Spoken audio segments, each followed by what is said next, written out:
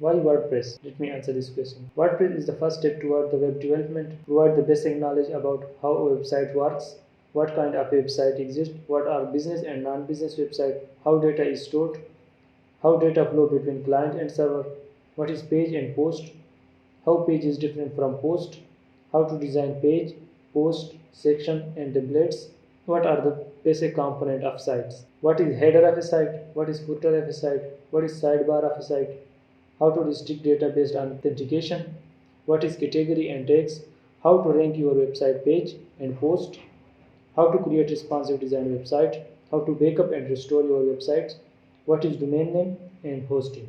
So these are the all functionality in web development which you will learn in WordPress easily.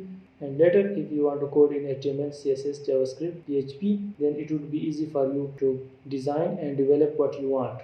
Then you will have the basic idea of what is I am building and how my data should flow, how I can restrict my user to different kind of data, how I can restore my website if it is crashed, is our website is static or there is some data flow between client and server, how post is different from page. So these are all the basic terms in web development. With WordPress you could learn them easily.